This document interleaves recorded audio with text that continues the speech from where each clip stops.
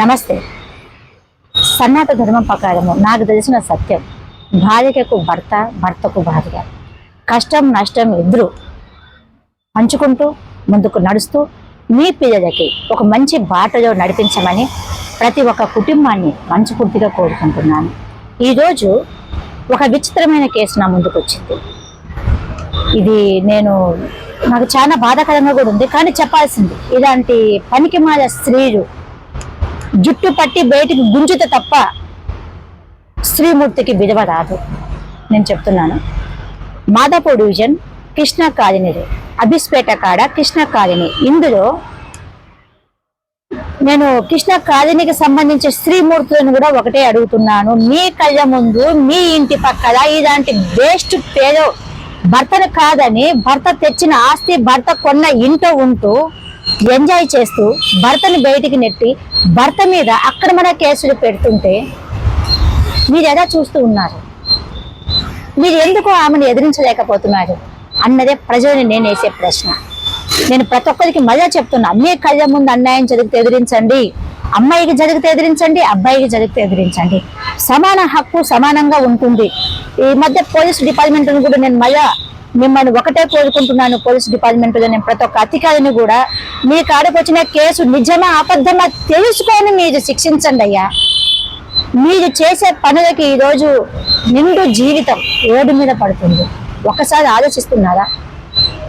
ఒక్కసారి మా కాడికి ఏ కేసు వస్తుంది, వారు ఇచ్చే 10-5 మేము ఎందుకు తీసుకోవాలి? మాకు గవర్నమెంట్ జీతం ఇస్తుంది. గవర్నమెంట్ జీతం ఇస్తే ఈ జీతానికి సంబంధించి ప్రజలు కష్టపడి పన్ను రూపంగానో ఏదో ఒక రూపంగానో గవర్నమెంట్కి చెల్లించుకుంటుంటే గవర్నమెంట్ మాకు జీతం ఇస్తుంది. ప్రతి ఒక్క ప్రజలకి మేము ప్రతి ఒక్క వ్యక్తికి న్యాయం చేయాలి.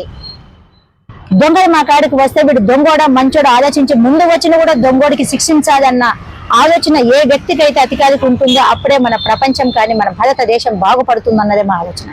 ఈ రోజు ఒక పనికిమాల దానికి ఒక ఎమ్మెల్యే సపోర్ట్ చేస్తున్నాడు, ఒక కార్పొరేటర్ సపోర్ట్ చేస్తున్నాడు, ఒక బస్తీ లీడర్ సపోర్ట్ చేస్తున్నాడు. అసలు ఏంటి? మీకంటూ భార్య పిల్లలు లేదా? మీకంటూ ఫ్యామిలీ లేదా? అసలు ఒక ఎమ్మెల్యే ఎలా అవుతున్నాడు? ఒక కార్పొరేటర్ ఎలా అవుతున్నాడు? ఒక బస్తీ లీడర్ ఎలా అవుతున్నాడు? 10 మంది కలిసి ఓటేస్తేనే మీరు గెలుస్తున్నారు. ఎందుకు ఆలోచనను మర్చిపోతున్నారు?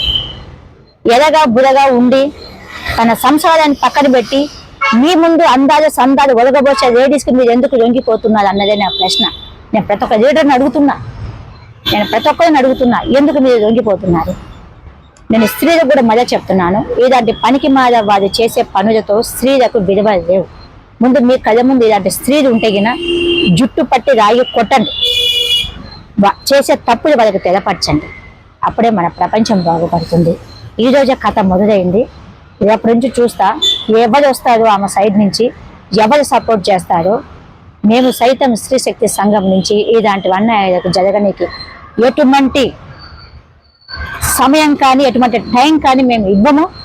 ఇలాంటి వారు ఎక్కడున్నా కూడా ఆడు మనిషి కానీ మగ మనిషి కానీ ప్రపంచం ముందు పెట్టే ప్రయత్నమే చేస్తాము. నిజాన్ని నిజంగానే ప్రపంచానికి తెలియపరిచే ప్రయత్నం చేస్తున్నాము. మీడియా వాళ్ళు కానీ యూట్యూబ్ ఛానల్ వాళ్ళు కానీ ఇలాంటి నిజాలను బయట పెట్టండి, ఇలాంటి వార్తలను బయటికి తీసుకురండి. పనికిమాల చెత్తను తీసి పక్కన పడేయండి. ప్రతి ఒక్కరిని కూడా మనస్ఫూర్తిగా స్త్రీ శక్తి సంఘం నుంచి మీ సంగీతను కోరుకుంటున్నాను.